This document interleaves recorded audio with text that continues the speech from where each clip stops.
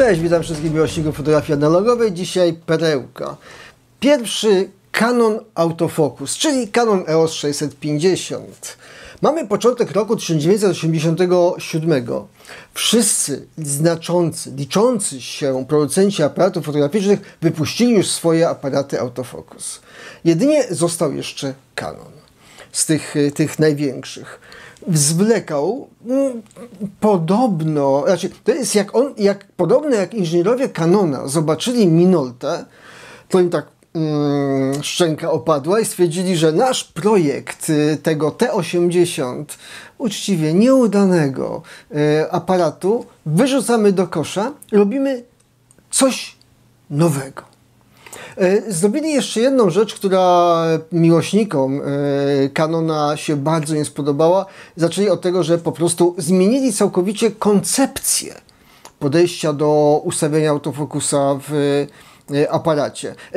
Przy czym to nie jest tak, że odeszli od tych pierwotnych. Uznali, że te pierwotne koncepcje, gdzie między innymi w T80 silnik był montowany w obiektywie, a sterowane było z korpusu, że to było dobre rozwiązanie. Od czego właśnie Minolta i później następni odeszli. I zwrócił do tej koncepcji i zrobił, z tego, że stwierdził, że inżynierowie Canona stwierdzili, że trzeba zrobić całkiem nowy obiektyw. Całkiem nowe mocowanie obiektywu. Mocowanie, które tutaj, jeśli go otworzymy, nie ma żadnej mechaniki. Nic. Tu jest wyłącznie styki elektroniczne i mechanicznie obiektyw z aparatem oprócz magnetu wcale się nie komunikuje w żaden sposób. Okazało się, że ten sposób komunikacji, czyli silnik w obiektywie, gdzie każdy obiektyw ma dopasowany do siebie silnik, do swojej wielkości, do swoich potrzeb, zoptymalizowany. Nie to, że w jednych korpusach jest silniejszy, tak, tam słabszy.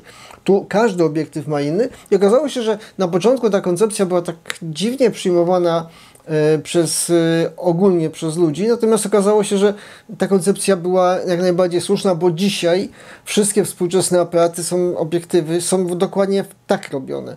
Wszystkich silnik znajduje się w obiektywie i sterowanie jest wyłącznie za pomocą styków. Żadnej mechaniki nie ma. Canon poszedł o tyle dalej, że po prostu zwiększył jeszcze to mocowanie magnetowe, przez co mógł wypuścić jaśniejsze obiektywy. Aparat został zaprezentowany 2 marca 1987 z kilkunastoma obiektywami. Niektórzy mówią, że było ich 13, inni mówią, że było 17 tych obiektywów. Nie wiem. Na pewno wśród nich była obiektyw 50 mm ze światłem 1.0. Ludzie jak patrzyli, 1.0. Konkurencja ponieważ nie dało się takiego obiektywu do innych aparatów po prostu zrobić. Niektórzy w tej chwili, przechodząc na system bezusterkowy, poprawiają ten błąd, rozszerzając to mocowanie magnetowe, żeby można było stosować szersze, jaśniejsze obiektywy. Canon wtedy to wprowadził i zrobił w sumie mocowanie, obiektywu, które do dzisiaj jest używane. Co prawda wtedy spotkał się z bardzo dużą krytyką wszystkich miłośników Canona, bo ich obiektywy nijak się do tego nie nadawały. Co więcej, nawet przez adapter za bardzo nie dało się ich podpiąć, ponieważ były tak całkiem różne, że no nie dało się, zwłaszcza, że odległości jeszcze oni tutaj specjalnie tą odległość zrobili taką jak w M42, czyli możemy obiektywy gwintowe łatwo podpinać, ale na pewno nie Canona FD, tylko Canona EF. EF oznacza elektrofokus, podobno został skrót. Pierwszym aparatem był właśnie Canon EOS 650. Aparat średni. No, powiedzmy uczciwie, średni. Znaczy, nie jest jakimś wybitnym aparatem. Biorąc go dzisiaj do ręki, chcąc nim fotografować, ja fotografowałem właśnie dokładnie z taką 50-1.4, chociaż oryginalnie aparat był sprzedawany z 50-1.8, lub z obiektywem 35-70 ze światłem 3,5-4,5, także nic, żadnymi rewelacjami, chociaż o tej 50-1.8 mówią, że ona była inna niż te późniejsze, była pancerna, miała lepsze szkła. Natomiast ja robiłem dokładnie z takim zestawem i to zdjęcie, które za mną widać, to jest zrobione dokładnie tym zestawem, znaczy nie tym zestawem, bo używam innego obiektywu, ale dokładnie takim zestawem, czyli 50 z Canonem 650. To jest o tyle wygodne, że do tego korpusu mogę założyć każdy współczesny obiektyw. Wymyślę sobie, że chcę wziąć współczesny, najbardziej współczesny obiektyw ze stabilizacją. Podpinam, włączę i on działa. Działa zarówno ustawienie ostrości, jak się mu zdejmie dekierek, działa ustawienie ostrości, ale też jak włączę mu stabilizację, to działa stabilizacja. Stabilizuje. Co jest ciekawą rzeczą, tak jakby, nie wiem, w 1987 roku przewidzieli, że będą obiektywy ze stabilizacją produkowane za ileś lat. Sam aparat. Aparat ma wszystkie podstawowe tryby pracy, czyli program, priorytet przysłony, priorytet czasu i tryb manualny oraz ma zielony kwadracik, czyli tryb automatyka dla tych, którzy się nie interesują fotografią. I jeszcze ma taki... Nie ma. Nie, dobrze, ma. W automatyce jest jeszcze jeden program, jest program do robienia zdjęć, on się nazywa, zaraz go sobie poświetlę, Depth, czyli do ustalenia głębi ostrości. Śmieszny program. Ja osobiście nigdy nie byłem jego zwolennikiem i nie nauczyłem się go używać właściwie, natomiast spotkałem osobę, która mówiła, że to jest bardzo dobre, bardzo dobre. Działa na tej zasadzie, że po prostu naciskasz, wybierasz jakiś punkt ostrości, na przykład powiedzmy, że nie wiem, no kamerę. Naciskasz, on ustawia ostrość, jakby włączał autofokus, ustawia ostrość, naciskasz spust, jakby zrobić zdjęcie, pojawia się tutaj takie DEP1, wybieram drugi punkt, naciskam drugi raz, on ustawia DEP2 i wtedy robię zdjęcie trzecie, gdzie on sam ustawił tak przysłonę, żeby to, co chciałem, było ostre, a to, co nie chciałem, żeby było nieostre. Znaczy, ja jestem w stanie to zrobić samodzielnie, w związku z tym to jest to program, którego nie używałem. Uczciwie używałem go przede wszystkim w priorytecie przysłony, dlatego że w nim priorytet ten automat główny. Ja bardzo często używam swojego tam leżącego Canona 6D Mark II w automacie. Tylko tyle, że ten automat działa inaczej. Działa tak, że jak mu nacisnę spust, to mogę mu przesunąć tą parę w jedną czy w drugą stronę. Mogę to zmienić. To określane jest często jako shift. Natomiast w nim to nie działa. On nie ma. Jak nacisnę, to on dobierze jakieś parametry ekspozycji i na tym się to zakończy. W związku z tym, jak raz, drugi sprawdziłem, mówię, o nie, to ja wolę zwykły priorytet przysłony, który ustawiam przysłonę. To jest śmieszne, że on zawsze jak się go na przykład zresetuje, czy wyłączy całkowicie, wyłączy mu się baterię, włoży, to zawsze włączy się na 5,6. Ale ustawiam mu przysłonę, on mi dobiera do tego czas, pokazuje mi bardzo ładnie w wyświetlaczu, co ustawi. Ja mogę tą parę przesunąć w każdym kierunku. Wyświetlacz jest jasny, czytelny, prosty. Autofokus, bo od tego się powinno zacząć, od autofokusa. Autofokus w nim jest taki jak we współczesnych aparatach. Bo on od aparatu zależy od detekcji, jak on odczytuje. Jeśli nie ma zabrudzonego lusterka pod spodem, czyli ja go, zanim zacząłem robić nim zdjęcia, go przeczyściłem, to on działa jak współczesny aparat. Całkowicie jak współczesny aparat. To jest tak, że robiąc nim, czy robiąc współczesnym aparatem, czy cyfrowym, nie widzę różnicy w szybkości działania. Będzie miał słabszy, bo on ma, nie napisałem, ale dobrze mam, autofokus od 1 do 18 EV, czyli jeśli współczesny aparat ma od -1 EV, bo potrafi mieć do 22, no to wiadomo, że przy jaśniejszych scenach, bo 18 to jest tak, że jak świeci mi słońce prosto w obiektyw, to on zacznie się gubić. 1 EV to jest tak, że jeszcze przy szarówce będzie robił dobrze. Bardzo dużo zależy od obiektywu. Bardzo dużo zależy od obiektywu. Jeśli mamy ciemniejszy obiektyw, to aparat automatycznie będzie działał słabiej. Jeśli mamy jaśniejszy, to będzie działał wolniej. samo sterowanie w nim, on jest zrobiony w systemie minimalistycznym. Minimum przycisków, minimum przełączników. W sumie, jakby spojrzeć na niego, to oprócz mamy ekran, wyświetlacz, pokrętło główne to z Canona T90, które przyjęło się już do wszystkich aparatów, tylko tu już tak ładniej schowane, spust migawki, pod kciukiem blokadę ekspozycji, czyli to, co wszyscy lubią, i dwa przyciski z lewej strony. Mode, czyli do zmiany programu, i korekcja ekspozycji. I pokrętełko główne takie malutkie. Ja tak jak pierwszy raz na niego spojrzałem, tak dziwnie mi się to wydawało, ale jak porobiłem nim zdjęcia, stwierdziłem, że to pokrętło mi nie przeszkadza, absolutnie, tutaj schowane. Natomiast sama obsługa jest jak najbardziej intuicyjna i wygodna. Kilka jeszcze dodatkowych funkcji mamy schowane pod klapką. Pod klapką mamy możliwość z kontroli baterii. Przydatna funkcja, chociaż ta bateria, bateria jest, trzeba mieć monetę, żeby otworzyć, dostać się do baterii, i jest tak, że jeśli śrubka jest już odkręcona, czyli poluzowana, to on wyłącza się automatycznie. Musi mieć styk z tej rączki. O, zdejmujemy rączkę i teraz możemy wyjąć baterię. Nie da się robić, że ja włożyłem baterię i bez tej rączki mogę sprawdzić na przykład, czy jest sprawna. Nie ma takiej opcji. Muszę zakręcić śrubeczkę do prawie końca. Do tego trzeba mieć monetę. Podobno starcza, bateria jedna starcza przy normalnym fotografowaniu na jakieś, o już zapaliła się, na jakieś 40 negatywów. Także dzisiaj, kiedy robi się dużo mniej, to można powiedzieć, że na wieczność sprawdza. O, nie zgubił. Zostawił tą przysłonę, która była ostatnio używana. Miłe z jego strony w sumie. Pod klapką mamy jeszcze oprócz sprawdzenia baterii możliwość ustawienia zdjęcia seryjne, pojedyncze, ciągłe, czyli seryjne lub samowyzwalacz.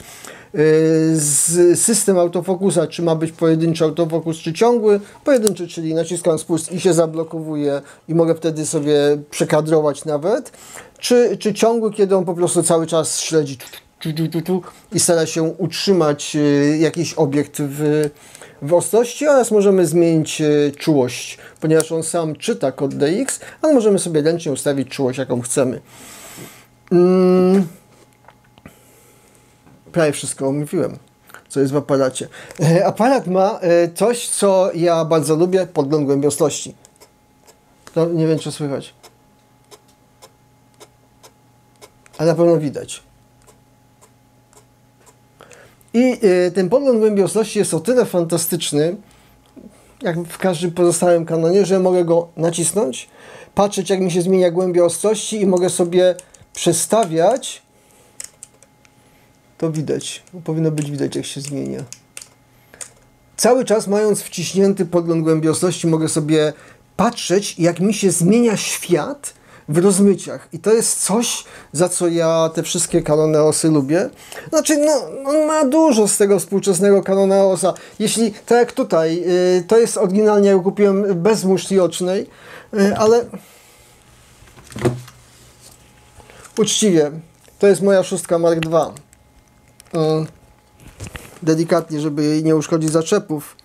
Muszla oczna 6 Mark II, która z roku 2017 pasuje do aparatu z roku 87 w sposób idealny.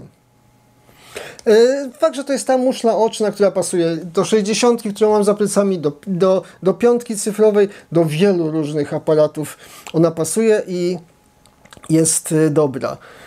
Zakładanie negatywu też powiem od razu, czerwona kropeczka, kładziemy negatyw, zamykamy, wciąga.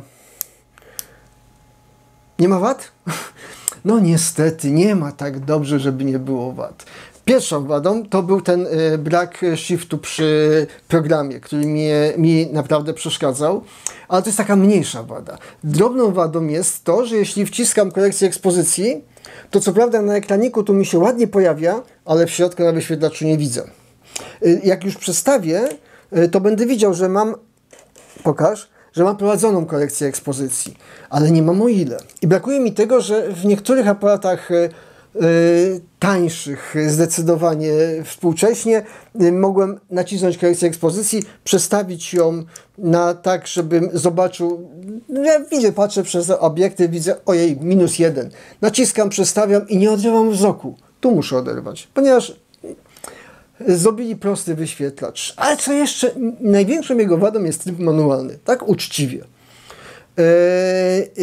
Jeśli używasz go w systemie takim manualnym, że nie mierzę światła, czyli włączam tryb manualny i tryb manualny zawsze włącza się 1/125 na 5,6. 1/125 część sekundy na przysłonę 5,6. Tak zawsze ma. Jeśli używam ją, nie wiem, w studio z lampami, to jest ok. Podpinam, ustawiam co chcę, jaką chcę przysłonę. Żeby przestawić przysłonę, to jest takie jak manual z boku zrobione i wtedy jak jego nacisnę, to przestawiam przysłonę, aczkolwiek jeśli nacisnę ten drugi guzik niechcący, czyli podgląd głębiosności, też przestawiam przysłonę w trybie manualnym i to działa bardzo dobrze, chyba że chcesz sobie zmierzyć światło. Jak chcesz zmierzyć światło, to się okazuje, bo ja pierwszy raz jak szukałem, to szukałem jakiejś drabinki, bo popularna drabinka w jednym, pionowa, pozioma, jakieś strzałki w najprostszej minolcie, strzałka w górę, strzałka w dół, pokazująca, że musisz zmienić parametry. Tu tego nie ma. Tu jest tylko tak, że jak w tej chwili nacisnę, to się pojawiają literki na wierzchu OP. OP, OP, OP. I nie mogłem wyjść, o co chodzi. A to chodzi o open, czyli o otwórz. Czyli, że musisz otworzyć przysłonę szerzej od tego, co jest w tej chwili. Jeśli ją otworzysz za mocno, to powiedzmy, że ten czas zmniejszymy, to pojawia się napis CL, czyli Closed. Przymknij przysłonę. A jeśli jest dobrze, no to się pojawią takie dwie małe, teraz mi się pojawiły dwie małe kropeczki i one oznaczają, że jesteś dokładnie w punkcie. Ale nie to, że o ile jesteś przesunięto, 1, 2. Ten pomiar światła w trybie manualnym jest najgorszy, jaki spotkałem. Uczciwie nie spotkałem gorszego. To już wolę w zenicie, gdzie mam diody, które mi się zapalają, jedna lub druga, jest wygodniejsze niż to, co oni tu wymyślili. I to jest jego wada. Niektórzy mówią, że i to jest wszystko z jego wad, można powiedzieć. Nie wspomniałem o migawce. Migawka oczywiście elektroniczna, od 30 sekund do 1/2000 części sekundy jako czas najkrótszy, z synchronizacją lampy 1/125, czyli bardzo przyzwoicie. Przy czym jeśli część z tych funkcji Ci nie pasuje, na przykład ten brak shiftu w programie, to w kilka miesięcy później wyszedł Canon EOS 620, wyższy model. On, jak przyglądałem się na zdjęciach, niczym się nie różni. Czytałem specyfikację, znalazłem, że w specyfikacji Canon EOS 620 ma 1/4000 część sekundy jako najkrótszy czas. No i to jest dobrze, jeśli używasz tak na co dzień tego obiektywu Canona 50 ze środkiem 1.0, to może być przydatne, chociaż ja takiego jeszcze nigdy nie miałem. Najjaśniejszy miałem 1.2 z Pentaxem. To był fantastyczny obiektyw. A tak to używam 1.4 i to 1/2000 wyrabia się do niego. Drugą rzeczą, która jest w tym Canonie 620, tym takim wyższym, lepszym, to jest czas synchronizacji z lampą błyskową 1/250. I to jest fajne, jeśli dobłyskujesz światłem do światła zastanego, bo to jest zawsze jedna przysłona więcej.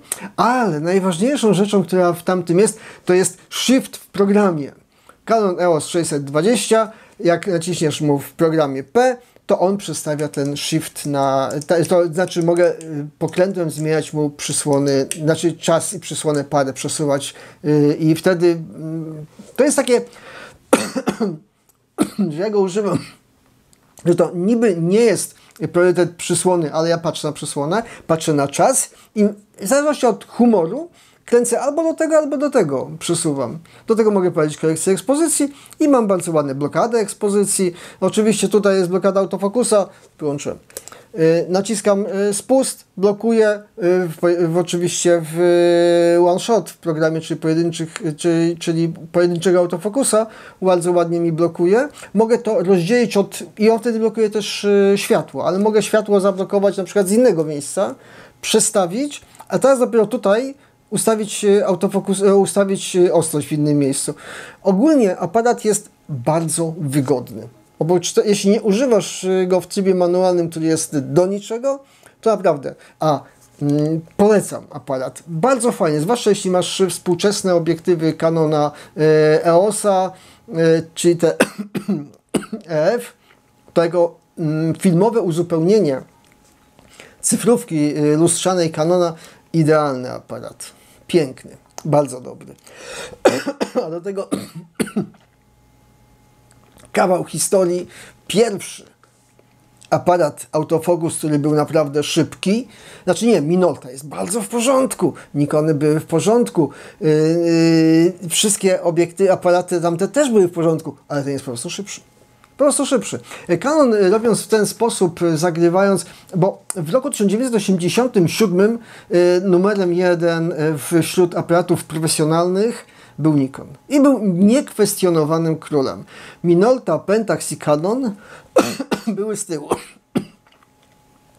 Wszyscy mówili, że autofokus wśród zawodowców się nie sprawdzi. Oni są konserwatystami i oni będą używali manualnych obiektywów. Ale polityka Canona spowodowała to, że ten szybki autofokus w ciągu kilku lat spowodował, że wielu zawodowych fotografów przeszło na Canony i w dekadę później można było powiedzieć, że numerem 1 wśród profesjonalistów jest Canon.